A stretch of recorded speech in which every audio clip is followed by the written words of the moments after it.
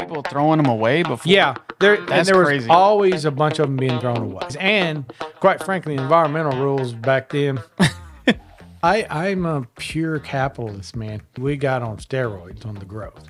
I mean, we went from a $8 or $9 million company to a $34 million company in 26 months because everyone ultimately exits your business. You can exit in a pawn box in the funeral home, or you can exit however you want to.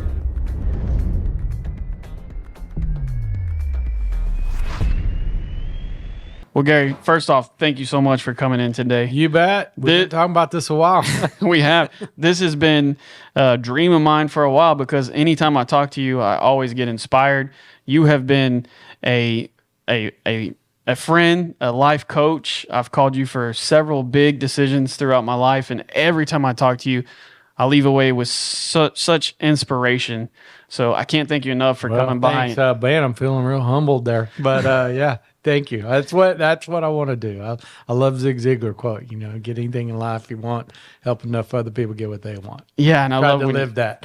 I love when you quote him too because I had the opportunity to meet him. Oh, did you really? That's interesting. That's cool. He went to the same church that I went to in Dallas. Okay. And I was volunteering as a parking lot, serving in the parking lot, and I was standing there, and all of a sudden he walked up behind me and he goes, "What's your story, young fella?" And really? Yeah.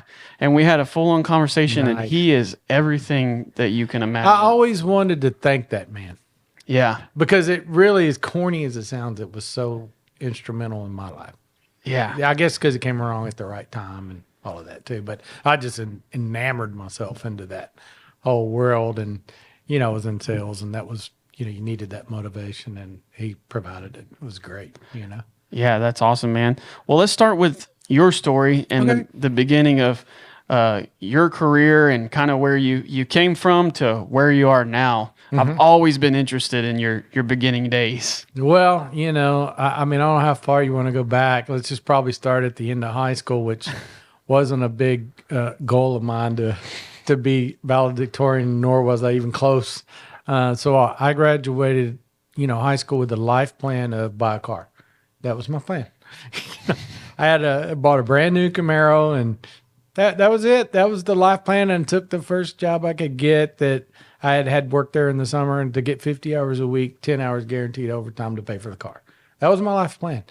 And, quickly, thankfully, as I got there, I was literally lining brake shoes on at a dealership, a big heavy truck dealership, and it was just kind of a bunk job. And I was going, man, this kind of sucks. I need to plan a little better. And I would watch the sales guys walk by, and I go, what do they do?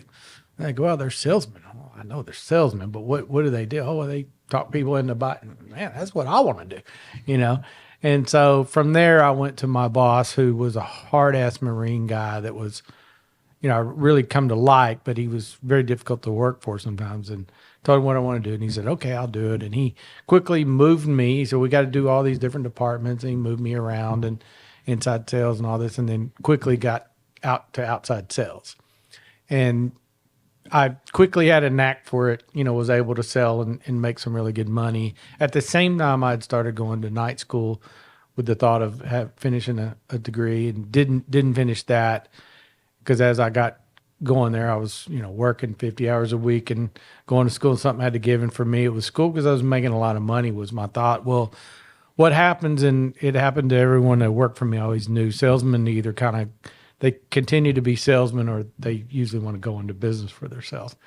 And so I quickly was making that transition. And along the way, I found the Zig Ziglars and the Tony Robbins of the world, and just enamored myself with that, and so then that does real good at pumping you up, probably even more than you really even are, And so I took that motivation to say, man, I want to be in business. And so I started looking around everywhere, to find, even went to, almost bought a phone booth franchise. That'll tell you how old I am and how screwed up it was. I didn't know that. That's cool. Yeah, but anyway, I was looking to do something. Along the time, my cousin, your cousin as well, Stephen Burgess, worked for a company, which is relation to you too. And they were doing this and there was a mess, and there was a partnership squabble, and he was going to leave the company and start his own deal. And he said, look, I'm just going to go to the rigs and pick thread protectors up and try to sell them. And I know you do good at that, and I could do good at this, and we should try that, And I was like, yeah. So, and he had kind of already started doing that with a company name, but it really wasn't grown. And so then we came together, and at the same time, I kept the other job too, because we had no money. I mean, we started with $250. Wow. That's what we had in the checking account, and so we just, we thought we knew everything. We didn't know anything. I always say his bootstrap was more like jock strap. It was my aunt's backyard. And, we just started.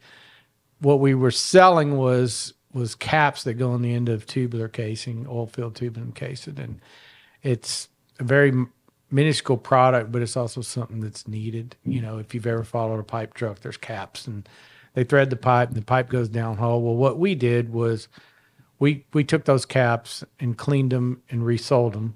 We used the term recondition. It was a fancy word for wash it and look at it and inspect it and sell it for half the price of a new one. And we didn't invent that, but we come to be the dominant player in it. But so we started literally and I kept the other job. Stephen, was running the rigs, and we started running the rigs together. We start just finding a market, finding a company. Now, along the way, I was headlong in learning, and I went from, I went from the motivational piece to the. I wasn't even a reader in high school. Were you working? Another job before? I was doing both. I was doing both. So what I would do, I was selling, and then I was also selling for myself too. So I was sort of double dipping because there was barely enough money to pay him. Mm. And so we did that, and we were just limping along there. And then we ultimately got to a point, it's a long story, that we got drug into a potential lawsuit with the other company he worked with. We didn't have anything to do with, but long story short, my company found out about it. And they called me in and said, listen, you can't do two things. You need to forget about whatever else you're doing there. And so, it was a very big, critical, tough decision. And, of course, my cousin, Stephen, is saying, come on, man, let's go. I'm like, we're barely paying you, man. How are we going to do this, And yeah. But ultimately, they gave me a night to think about it. And I came back and said, I'm out. I got to go try this. And I thought to myself then, even if I fail, I'm 24 years old, so I'll start over, whatever, And so, from that day on, man, I was a cat selling son of a gun. It's a new motivation when you're both eating off of it. And so dove in, and along the way, sort of a transition from learning motivation to just diving into it. I wasn't even a reader in high school. And then I just started devouring business books and any piece of content to make. And I also kind of got away from some of the stupid stuff I was doing, as partying and, living hard. And I said, I don't want to do that no more. I want to focus over here, and had met my wife and married, and, love her dearly, been married many years now. And she's very supportive and always was. And at that point, making more money was supporting the family, which was fantastic, too. Mm-hmm. So that's kind of how we started. And then we spent 20 years, it's just survival was the first 8 or 10. And then just creating this industry, talking to people that you could do this, you could use these caps. And they were very much brainwashed by the new people that they could, only could buy a new cap. And so that was a big message we had to create and do. And, and of course we were both learning and growing and, surviving. And of course I got many near-death experiences. We have 2 or 3 who almost burned it down. They knocked on the door at one point to take my house. We were 3 months behind. And, when you live all that, you learn cash flow. And we had no backstop. There was no backstop. My family history. There was no, it was funny. One day we sat around and said, man, let's figure out if there's anybody that we could go to maybe want to invest in this. And we went through our whole family list, and nobody had any money. So now we did reach a point where we needed some machinery. It was a somewhat interesting story. And there was an old man around the town there, the little town we were in, that invested in all kind of people and businesses. And he's kind of one of those type of people. And Stephen was like, well, I kind of know Mr. Parker. Maybe he'd want to do it. I said, well, how much do you know him? He goes, not really, but let's call him. It's like, cool. So we called him and brought him over, and he looked at the business. He said, looks like there ain't much of a business here, you boys. You're not making a lot of money, but I'll help you. If you want to buy some of this equipment, I'll finance it for you at 15%. And, wow. Which at that time wasn't as crazy interest rate as it sounds now. But yeah, we said, sure. Because we couldn't, we had a company that was going out of business that did what we did, and we wanted their equipment because we were sort of starting to grow, and we were renting a piece of property from them too. And so they, he wrote up a note, a little personal note, and we paid these machines, and we paid them off early because we really never had any source of capital. We just, banks are non-existent when you start. And so we were able to use that to get the equipment, get going. Then ultimately he got sick, and he had a much larger piece of property that the wife came to us and said, man, we'd really like you boys to buy this. And we're like, we'd like to buy it too. We don't have any money. And they were like, well, and we only need the first piece. It's 30 acres here. And we're like, well, we'll finance it. And I'm like, oh, well, wait a minute. We're interested, And so we did that, and, was able to get into a spot and have a place to grow as far as that goes, and developed a long relationship with them that ended up being a really good investment too. Was that y'all's first place when you moved from, was it Aunt Becky's backyard? Yeah, it was my aunt's backyard, Aunt Becky's backyard. And then we moved to the place on the freeway, which was owned by those folks. Uh-huh. And it was very small. And we almost burned that down one time too.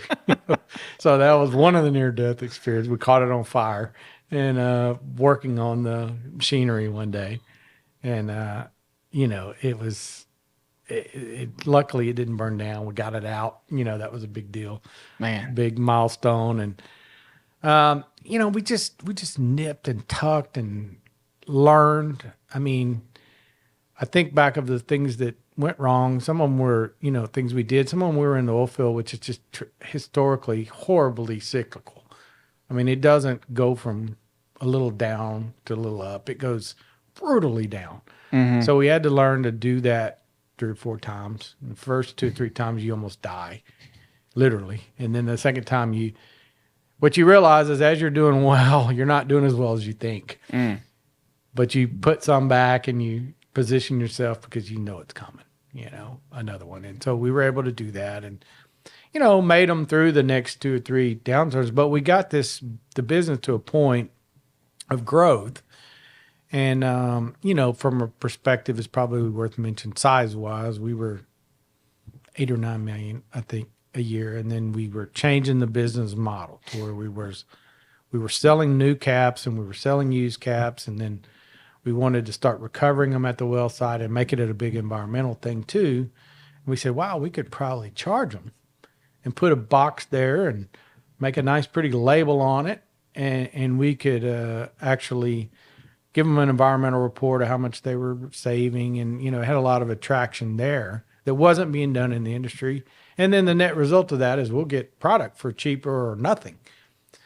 So we thought it would work. We didn't know. We built one. We built one bin, and we went to Noble Drilling or Shell or somebody, and we said, it was Apache. We said, we got a great idea. Here's a bin, and here's the reporting we're going to give you. Show it. They said, we love it. Give me 50. And then went to another one. We love it. 100. Give me 100, and then wow. These things cost about $1,800 to build. We would dump them one time for $1,000. It was like a trash type service, but recycle. But the net result of that, we got the product for free. So, it wildly changed the profitability for the company.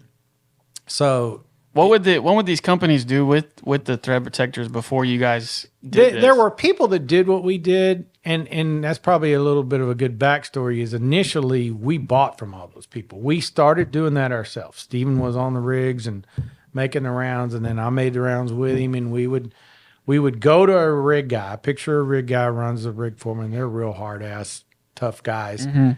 And we would say, we would like to buy or get your protectors, and we'll give you beer, or we'll give you whatever you want, or some money. And then we would turn around and resell them. That was the market, and that market existed, smaller, very fragmented. And we had a lot of folks. So we figured out pretty quick, we could just be the buyer of that. But were people throwing them away before? Yeah. There was crazy. always a bunch of them being thrown away. That's crazy. There was always, and quite frankly, the environmental rules back then, they didn't care. They just sort of buried them. When they got done with the rig, they would just cover up the mud pit, bulldoze it all, be done. And so our big pitch to change the industry was, listen, plastic lasts 300 years. Did you know that, Mr. Sir? Mm-hmm. Lasts 300 years. Do you really want to be, a part of that? So we did a lot of that pitch to the customers. You should use a used one because you save money and you help the environment. What year approximately was this? That we made the change, or that? The change, yeah. Oh, God, what would that have been? Probably around 2007, 2008, something like that. So we had already been in business a long time. Mm-hmm. And prior to that, we were buying from all these little yahoos, and it was very much like a scrap operation. We had a scale, and people would drive in, and we had all kind of characters coming through. There's a million stories there I could tell you that would just make you laugh, of knuckleheads picking up protectors and selling them to us. But we figured out pretty quick that if I could provide the cash as soon as they hit the door, just like a scrap place, Yeah. we could dominate the space. And so that's what we did. We built our cash position into a point, and at that point we did have a little bit of a banking relationship, credit lines, and we would just write the checks as they came through. And so they knew sometimes we didn't pay the top dollar, but they always sold it. And so it allowed us to really control that supply. So it allowed us, we had a few smaller competitors, and we just started lapping them. So we did that first. Well, then we said, hey, why don't we just start charging them to pick them up and go that way? Because what would happen is the business would go up, business would go down. Business goes down, and then those people will go away because they had one truck, and then we'd have to rebuild the whole network. And so one of the downs, we said, God, this is terrible. We're going to have to rebuild the network. Let's start charging them, and created the brochure, and then it started just taking off. And it really changed the model of the business. Not only did there was a whole area of growth there, but it made it a lot more profitable. And so when we started getting the orders for the bins, quickly, we were like, good, man, we were outstripping our supply for money very, very quickly, and even some of the sales at that point, we had some sales guys working with us, and we had, bought out one of the people that sold us a lot of stuff. And they were like, holy cow, we can't stop taking these orders. What are we going to do? I'm like, just keep taking the orders. We'll figure it out, And so I went to the bank, and the bank gives you this pat line of, well, Gary, you're $2 million into credit line. So I know I need another $2 million. And they're like, well, we don't know. It's not. So I actually, at that time, had made a friend and part of the entrepreneurial organization I was with, and who owned an accounting firm and an investment bank. And I went to him and said, hey, I need to raise capital because I'm outstripping the banks. And they said I need a CFO. And he's like, hey, have you thought about selling your company? And I'm like, well, ultimately, yes. Once we do this model transformation, it's going to be very valuable. And then we'd want to, no, wait a minute. There's this thing called private equity, which I didn't know anything about at the time. And we could look at it. So me and Stephen both were very negative about it initially. And they ended up saying, okay, well, we'll put you on what's called a teaser, and we'll just see if there's interest, no names, whatever. And came back, and there was a lot of interest and a lot of names, and there was a way to sell controlling interest, and then get the capital behind us to do whatever we wanted to do. Well, that sounded pretty appealing. And then they would pay us if we hit these benchmarks, which is called an earnout. And so we took that deal, and then they came in, provided all the capital. We gave up control, but then we got on steroids on the growth. We went from a $8 or $9 million company to a $34 million company in 26 months. But you're still running the operation. Still running everything. Yeah. I mean, private equity by definition, they're a pool of money that investors put their money into these pools. And then the private equity goes out and buys companies and then turns around and creates value and turns around and resells them. Mm-hmm. So they're always looking for opportunities that are just like we were, where we needed capital, we needed a little bit of infrastructure, we needed a CFO, we needed some organization. They provide the capital, and then we use that money to explode. And we had a good ideal and a lot of runway. And so that's kind of how they work. And so we were able to do that. We did that very faster than they thought. And we caught the wave right with the way the industry was at the time. And so from there, it sold again to another company that was more strategic, kind of in the business. They made caps, and we were importing a lot of caps too from India and from Moldova, so we had new and we had used, and we had the recycle. And so we were very attractive, to be bought a couple of times. And so they bought us the second time. Now, we'd given up most of the control and most of the money. And I had a lot of people say, "Bob, I bet you're kicking yourself in the butt." I'm like, not really, because we never would have grown at that pace without their capital, without their push. So, we did that. We sold it. And then, it became a sort of a division of another much, much larger company with all those dysfunctions of a big corporation. And, and it just, I technically was supposed to stay there for a couple of years, and I lasted 8 months. And I figured out asking questions is not necessarily a good thing in those top organizations, and didn't fit. And as I tell owners now, you're probably not going to stay. So just get that in your head, Yeah, as you started, you said your first goal was to buy a car out of high school. That was my goal. It. And then you started the business, cleaning them out of the backyard. Every year, usually I call you and talk about goal setting and throughout life of what I'm doing, what I'm working on, and you've always have encouragement. You tell me about some of your goals. What goals changed for you after you realized, oh, I got a car? That was not as hard as I thought it would be. What was the next goal for you when you started the business? Oh, that's a good question. Man, at that point I was drinking the Kool-Aid, so I had a lot of them. I started even, but at the same time, I keep some of those, and it would be things like, well, one of the first ones was be profitable enough to get a paycheck. That was one. That worked. We had to do that one, and then it was okay, have enough money in the bank to operate for 3 months. I mean, those were the kind of, and then we had, be a market leader, and, those were the protector goals and the company goals. And then personally, I would always try to separate them into, I want to work out once a day, or I want to learn something new today. And then I had personal income goals that I was trying to make. But it's funny looking at the dog-eared copy of no way to sound arrogant, but to look at some of them now, I kind of crack up. But hey, it's the way I say that, and I've told you this, and we've talked about this. It's just evolving. That you should never finish. I think that's important. A reason too to document, because you can go back and look and see, like, for example, I told you last year I started running, right? Yeah. And I did a 10K, and I started recording myself after each run. I would just talk about how I feel. And I went back because a year had went by. So I was like, I'm going to listen to what I was doing last year. Or look at yourself probably. Yeah.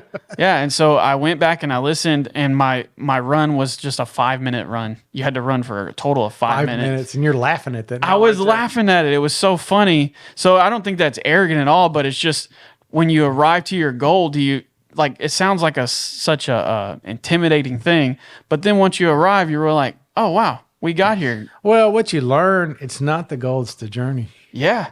And that's, I believe that we're hardwired for that. And I think God intended us to be that. For sure. It bothers me sometimes when I just see people sort of waiting for what they're waiting for. I don't know. But it's like, nothing's just going to happen to you. You're going to have to, it doesn't mean that it always happens on your timetable. There is something called luck and blessings, and all those are real.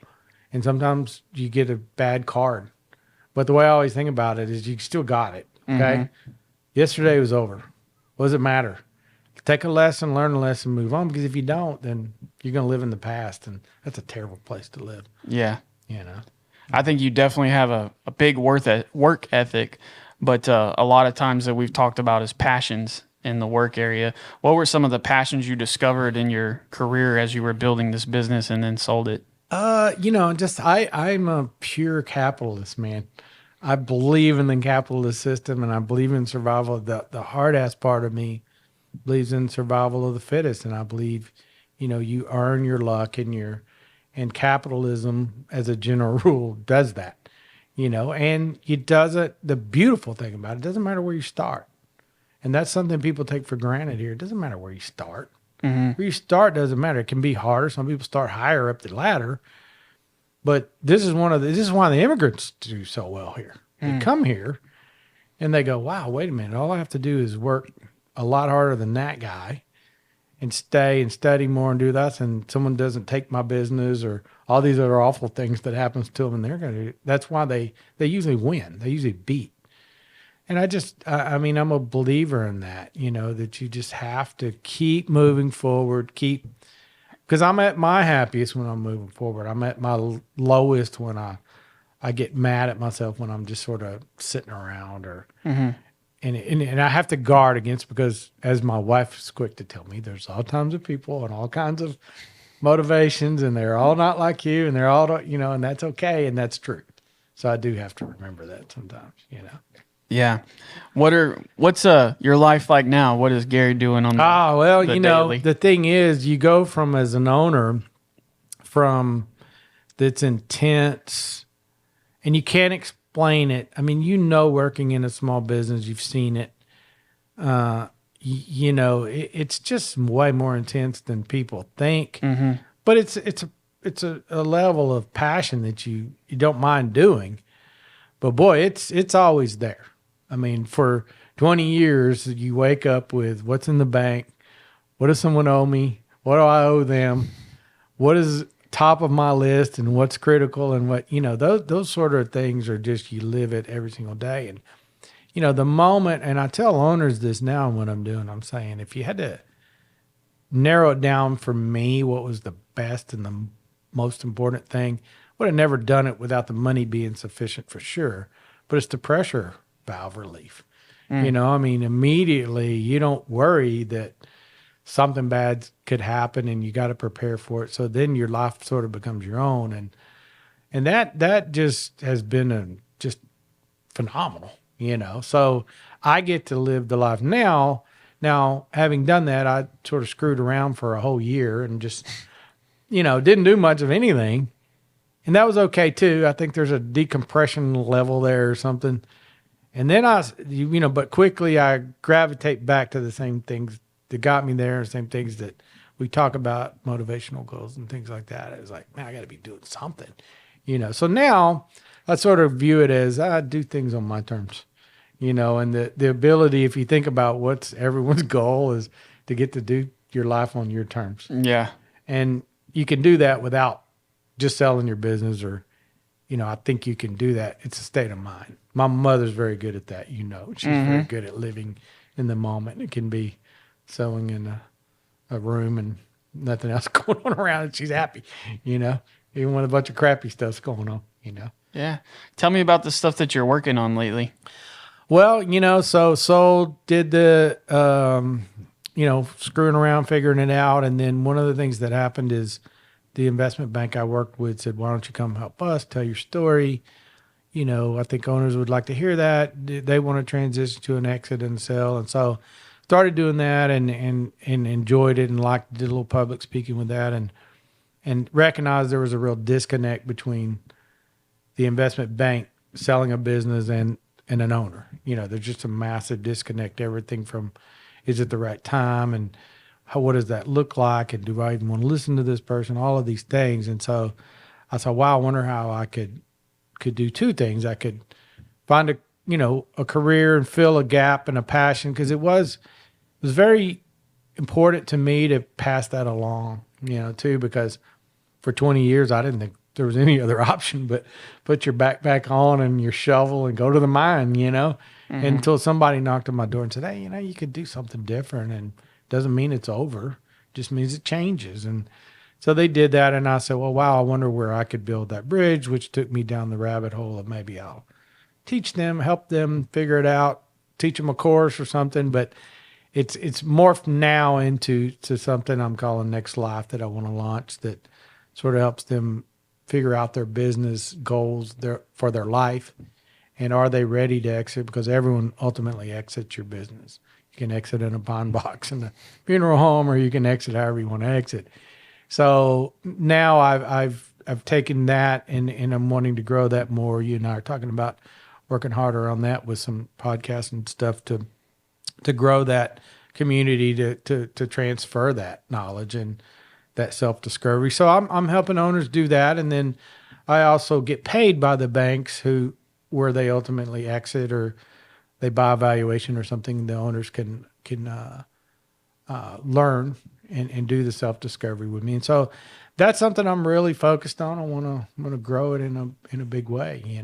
I have, some outside investments with the money that we've made. We did some real estate and stuff like that, but they're pretty passive. They're not something I'm having to do something with it. But as far as going back into business, I mean, I recently tried a little bit of being an angel investor and didn't do so well in one of those. And so, that's not on the top of the list for me right now, but this other one is. You sound like you're more interested in just like coaching business owners. Yeah, I like the coaching aspect. I don't like, I love the word coaching over consultant, because I used to run the consultants out of my office with a stick. Because I would be like, what are you going to consult me on? Yeah. And so that term doesn't bother me, or that term I don't like, but coaching is, and there is a massive disconnect between the owners and the sale process, the knowledge of what that takes and entails. And there's just a lot of really good opportunity for everyone there. The owner to be educated, to understand it, the banks to have good, happy clients, and so I think it's great when you can find something that you can make some money, you enjoy doing, and in my own way, I feel like I'm giving back to, That's awesome, man. You wanted to help other business owners, and what advice would you give to someone that's starting out, that maybe is in that their first goal is to get that first car or be able to get a paycheck to pay themselves? Well, you hear that cliche term, well, go find your passion, which I 100% agree with, but I almost think, like some of the things I tried to tell my kids was, it's about figuring out what you don't want to do too. Mm-hmm. And so that involves some trial and error, and then realizing, like I even still tell them now, is like, you're in inning number 2 or inning number 1. And when you're young, it feels like you're in the 9th inning, and you're not, Mm-hmm. So I would say you have lots of time, but you do have to wake up every single day saying, I'm here. I've tried to do this my entire life, or my entire working life, at least, to say, I'm going to get a little bit better today. Today's a gift. I'm going to make the best of it. I'm going to try to get a little bit better today, in some fashion. And if you can do that, then, because the best thing you can invest in is yourself. It's like people say, whoa, what should I, it's just like going into business. I hear people say, well, I want to come up with this great idea. And that's fine. You can come up with a new invention for the can opener and no one's thought of. But the reality, 99% of the time, it's the execution, which is a day-to-day sort of grind it out. It's not. And that go, and the same things to build yourself is the same things to build your business, a little bit more each day, get a little bit better each day, That's awesome. Before we started this podcast, we were talking, I heard you say something that was interesting about not listening to other people. Yeah. Tell me about that again. Well, I mean, that's just a trait of every entrepreneur I know, for better or worse, and a lot of successful business people. And sometimes you can easily take it too far too. So I don't want to say that. But, you know, I mean, when you kind of come through an unorthodox way, which is the way I came, and being a big part of the entrepreneurial organization at one point here in town, it's actually a word plot. We sort of figured out a lot of the B school students, C school students, D school students were running the companies. And my own personal take on that is you sort of, you know, if you just follow every single rule and you're generally not the people creating change. And you're generally not the people that are identifying opportunities because you're not thinking out of the box. And opportunities doesn't necessarily mean the greatest invention. It can just be. And so all of that is inherent in you don't really listen that well, you know. But at the same time, it can be painful because you don't listen. Sometimes you can. Now, I've always tried to say, how can I find the quickest route to somebody that's already done this? Not theory, but someone who's done it. If they've done it, then I could probably do it. Or so I've always been a huge fan of biographies and things like that I could sink my teeth into and say, well, you know, I could do that. You know, he did it this way. I might do it a little bit this way, but I could do that. You know, so that sort of listening I'll do, but the listening and the formal structure of a lot of formal education or corporate, I figured out I did not fit that world very well. That's a whole bunch of you follow him. Yeah. And I learned when you started asking questions, that seemed to create a bunch of problems too, you know, and I really wasn't being disruptive. You're just like, I just want to know why we're doing it, you know, because, and I tried to do that with the company always to say, this is what we want to do. This is why. This is what's in it for you, you know, because that's how everyone's mind works, you know. Yeah, I'm interested in some of because I don't own my own business, but I work closely with the business owner here. Robert's been a great friend, mentor, and too, I've called you and asked you for different advice around here and stuff like that. How did you handle just, you know, maybe some surface level relationships between you and employees? Because I know that's a stressful. I mean, always. I know I get to go home and be with my family, and Robert has a lot more weight on his shoulders than I do, and I very much appreciate it. But there's a lot of times where I share with him some of the struggle, and I look to him for leadership. But how what would you give advice to employees that are trying to serve their bosses and employers? Well, I'm just always a firm believer in alignment. You know, and the quicker you can get to that, the better. And if you don't get to that, then I feel like you're sort of spinning your wheels. And so the better, and sometimes owners are not the best at that. They're not the best at describing what they're trying to achieve and where that person fits in. And so I would encourage, you know, if you're somewhere you feel like, you know, just know what you don't know, you know, go ask them. Hey, you know, and I was always very transparent. You know, I tried to be, because I tried to think about what sucked when I worked somewhere that I didn't want to do. You know, that I don't want to do this because so you know, I always tried to pay people and motivate them and talk to them about things they could influence and control and things they don't really spend a lot of time on. And I think about that with life too. It's like, you know, if you think about worry, what does worry really do for you? Yeah. Does it change it? If you can't change it, then you just get a lesson and move on, you know? And the same with your employees. If you're paying them, and so we always tried to do incentives and bonuses and things for things they had control over. So back to your young person question, it's like, where do you want to end up? And as I've gotten older, I've really garnered more of the begin with the end in mind. And that's kind of where I'm, you know, focused now with the business owners, is to say, hey, let's think about an end. Doesn't mean it has to be tomorrow. But if we work backwards, it's a very efficient system. And the same with a new career. If you sort of know you have a path, if you don't have a path, then why spend your time there? For sure. You know, I mean, now I understand sometimes you know, it's one of the things that drove me to being an entrepreneur, and you find this with a lot of entrepreneurs, is, you know, I used to watch my dad, great person, who hated his job a lot of the time. And when I was very young, I would say, why do you keep going to it? Now, at that time, I didn't have the full respect for you're providing for your family. And a lot of times you do things you don't necessarily want to do or have to do. So there was certainly a lot of that. But at the same time, it ingrained, I don't really want to do that. I kind of want to do something that, so I would say the same thing to an employee, find out if there is, but it doesn't mean you're going to get there overnight. For sure. And be realistic. If you work for Exxon, are you going to be the CEO of Exxon? Probably not. But it doesn't mean that you can't be happy there, or you can be happy there, but you have to sort of be honest with yourself about that, Yeah. What's the end look like for next life? You mean my end goal for it? Yeah.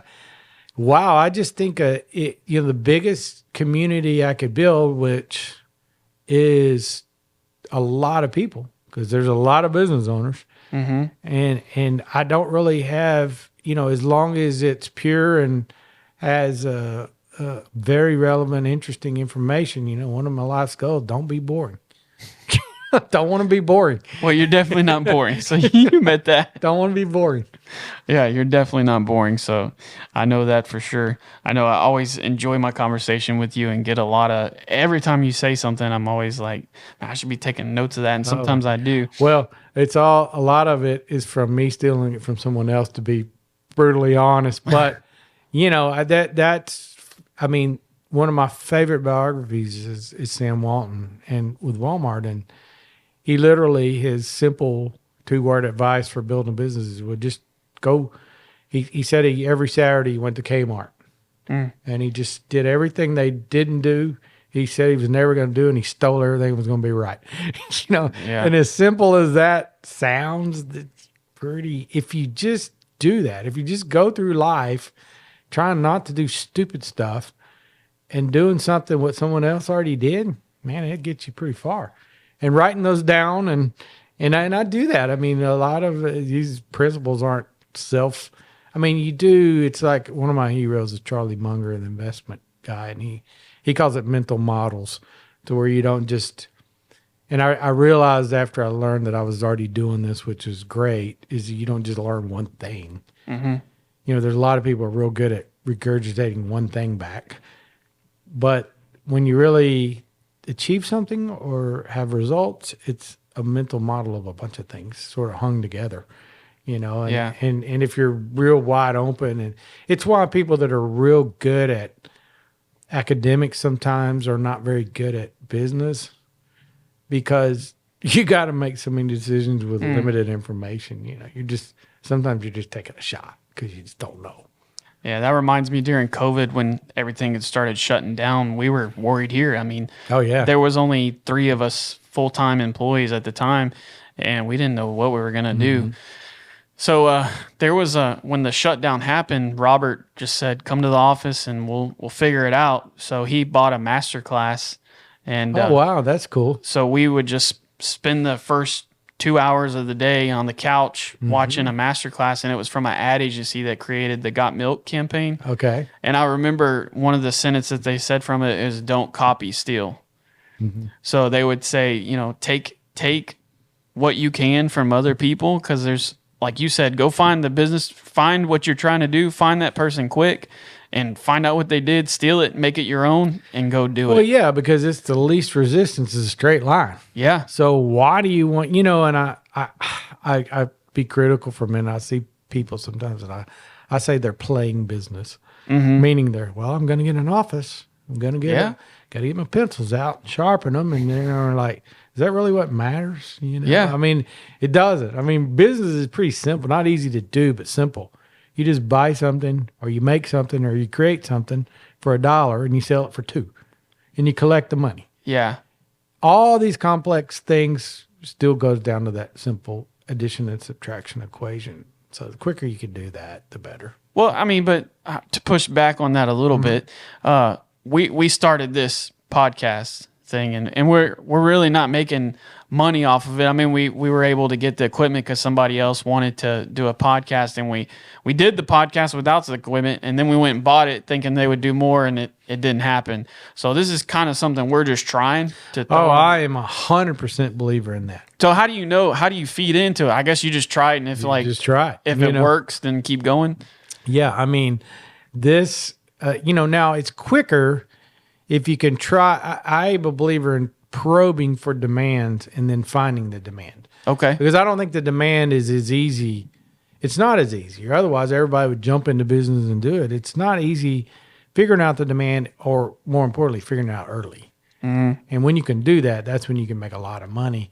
But I mean, things like you're doing, things like the sitting on the couch in the COVID, guess what? I bet the other 3 media companies was not doing that. That's true. They probably was at home going, what are we going to do? Yeah. And the other thing is, this goes sort of back to motivation and goals. I mean, I've never seen a successful person make excuses ever, ever, even when they had them. Meaning, people are dealt horrible blows sometimes.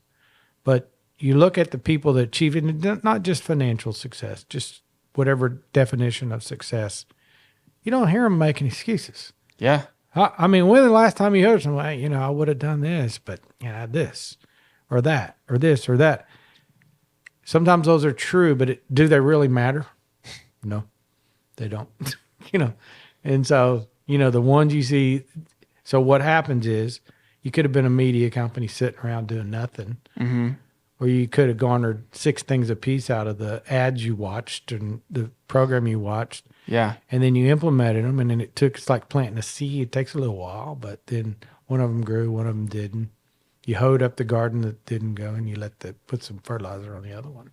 What I took from it is go learn something that someone's already done that you want to do, just like you said, and then make it your own, Well, there's 2 things. One, it works because they did it. Yep. So, I mean, I'm a horrible person with theory, like management theory, I'm like, you just got to show me that it's like math. I don't do math very well unless I go backwards and forwards. So I'd have to use inversion to get to the answer. And then I can sort of get it pretty quick. Oh, okay. So I see how you got there, and I think that's the key to everything. This whole just hope, theory, maybe it works. Nah, this doesn't work, Yeah. Well, how excited I'm thinking about when you were building those boxes that you first talked about, the recycle bins. How excited were you when you took all this time to build it and you thinking, okay, I'm going to go pitch it to Apache and maybe they'll get one and then they walk away with 50. How excited were you with that first? I was stoked and just full of arrogance and piss and vinegar because I was just like, this was easy, man. And then what I was worried for, or not worried, but anxious was probably the best word, was how in the heck was I going to pay for this? But I went back to old biographies then too of people that built different companies and didn't really know where the money was going to come from to build the next Walmart or whatever. And I thought, but I do know this is when you fill demand instead of create demand, you're better off. So what I mean by this is I've made the most money and lost the most money when I sold something before I built it, and I've then figured out how to build it or figured out how to execute it. Always worked better than I've got this ideal and I'm going to go build this big office and then I'm going to be ready. And I sort of think you just do it on the fly. Now everyone is not comfortable with that, and everyone doesn't have that skill set. Most entrepreneurs that are pretty good do because they have ADD brains and, and they're used to hopping and jumping, so, I mean, this is a long answer to the question, but, I was very excited about it, to the point where I was like, because I knew the end result was so good. Mm-hmm. You went from buying something and reselling it to being paid a profit to pick your inventory up and selling it. That's a pretty good deal. Mm-hmm. And I thought, wow, this is wildly. And thankfully, the banks don't necessarily recognize things like that because they kind of suck at making money. They're just very conservative. Watch you, but people like private equity, they're pretty good at recognizing opportunity and seeing where to pull levers. And they immediately got it and go, oh, yeah, we can do this. And it was pretty cool because once we did the deal, they go, okay, Gary, everything you ever thought about doing, let's put it down here on paper and go do it. It's got an unlimited budget. We got all the money we need. Wow. And that was coming from my aunt's backyard and starving to death. That was a pretty cool moment. And I actually enjoyed that phase. Worked like a dog those 2 years. I mean, just was on a plane somewhere all the time. Tiffany and the girls were doing vacations without me and all. But it was fine because I was like, I only got to do this for 2 or 3 years, and then we'll get to where we want to get to. So, but having that cash flow and that ability, and then I kind of got into it. I mean, I'd go to competitors and I'd say, hey, need you to do this deal with us, and let me explain. I know we've known each other a long time, but have you ever heard of this thing called private equity? Yeah. Well, they have more money than God. So, and we got that money now too. So, and they had already competed with us, and you could just see their face and be like, oh crap. Not only were they whooping us, but now they got all the money. So, well, just, yeah, whatever. So, and I hired people that way too. I would go then I went to the people I wanted, and I would say, hey, one in particular I remember I hired, I said, hey, what is your boss? And I heard a lot of people this way. I'd say, what does your boss make? And I kind of knew. They always knew. And I go, well, he makes $250 or whatever it is. And I said, well, you're probably making about $100, Yeah. Well, you're never going to make more than him, ever. And in your case, you don't have a college degree. He's got one from Oxford. And probably where you're at. Now, here's a chart. Here's where we are now. Here's where I know we can go. Here's where I think we can go. Here's your money, your commissions, your scale, and there's no limit. I hope you make $600,000 because I'm going to make $600,000 that year. Mm-hmm. And we don't have stupid meetings. We don't have dumb nothing. They'd be like, where do I sign? So that sort of stuff was fun. That part was fun. That's where your salesman skills came into play, huh? For hiring and but it's also, you show some opportunity. Yeah. And a chance. You got to give them the opportunity, but you also show them the downside. And then most salespeople that are good, they'll take that deal every time. And that was the only ones I was going to. The ones that wasn't good. The ones that aren't good, I call them professional visitors. They're not. Where did you learn to sell? I mean, I know you... Was it in high school or after that? Honestly, I mean, I did a little bit of hustling in high school, call it selling gum and, little deals like that, knocking on doors to get bottles, Yeah. Give people some of that I didn't have a problem with. But really, to be honest, it was kind of self-learned and on the fire. It was a lot of material like the Zig Ziglars. And I mean, I just can't stress how, for me, it was so good. And then when I got into that dealership scenario, they pretty much worked with somebody for a while, and then they said, here. But it was a good training setup because it was wasn't a route, but it was truck garages that needed parts all the time, and you sort of got the chance to just try. And then I also believe it's a style thing. This is something I always preached, that I don't believe in just following a format completely. I think everyone has a little bit of spin that fits their personality. And so for my personality, it kind of fit too, to be able to. And then I tried to apply everything I learned in, both books and videos at that time and cassette tapes at that time. How old I am. Let's talk about legacy. I know you've thought about this. What do you hope that people remember about Gary long after he's gone? I spent a whole lot of time thinking about that, but I just hope that they got something of value. I hope they smile and say, man, I remember that guy. He always had something good to tell me, or I got something valuable, and I wasn't bored talking to him.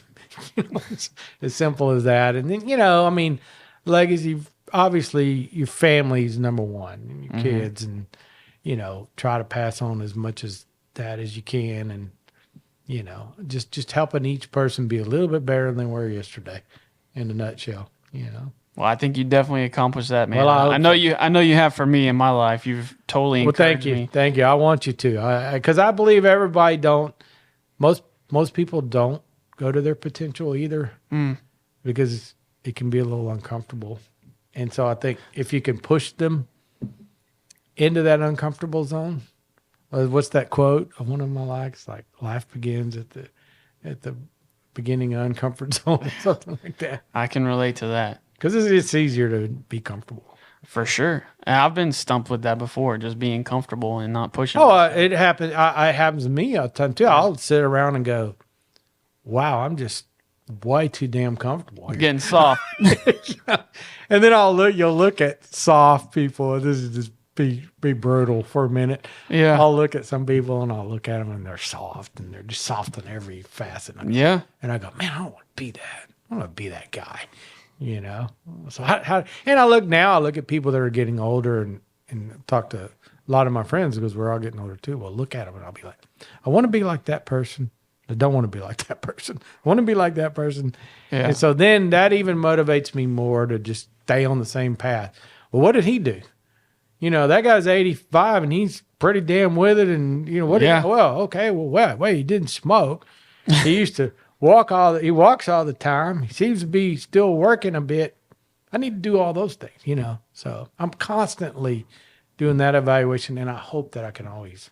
I gotta show you some of the footage. We just did a story with World War II vets. Oh man, I bet that's good. 97 years old. Oh, cool. 2 neighbors lived next door to each other, and their wives died, and they made a pact with each other that they would every day get up in the morning and walk their dogs together, and then in the evening they would ride their bikes together, and they would go to each other's house and have a Tito's and vodka together. Nice. So every day. So last week, I think it was, Robert and I and Jonathan went, and we filmed these 2 dudes riding, 97 years old, riding around their neighborhood. That is a great story. Yeah, I love the stories like that. They had little puppies in their baskets on their bikes, and then we filmed them on their back porch just drinking Tito's and vodka. And dude, it was so cool to see these men who they were in World War II. Yeah. And all he kept saying over and over is like, man, I've lived a good life. Like, I promise you 10 times he said that while we were there. Awesome. And it was so cool to see. So I'm with you, man. Find those people that are doing stuff. And again, well, I think there was a quote I saved, and I'm a big quote saver too. I've got this massive volume of every time I see a quote, or a lot of times it's a picture quote now, but there's one of them has this guy that's an old veteran, and then it's another picture, and you may have seen it, of a Marine guy being carried by another one shooting somebody else. And it was kind of like, just remember, this guy in the old wheelchair here was a badass. Yeah. who protected you. And, you know, and I think about that. And I try to think about that when you know, particularly now you have family members and all getting older. You just, you know, it's all the more reason to be patient. And, you know, and it's not easy. Believe me, it's not easy. Yeah. But, you know, listen, we're all going to be there one day. And so, Yep. you know, compassion and trying to remember the way they were is what you ought to try to do. You know. Well, man, I thank you so much for taking the time to sit. Yeah, thanks for the interview, Josh. Nice place you have here. This is appreciate awesome. it. Yeah, we're looking forward to working with you. Oh yeah, I'm helping looking you forward build to working with you, and we're gonna do all those things, and hopefully we can build a big community. Absolutely. Y'all and us. Yep.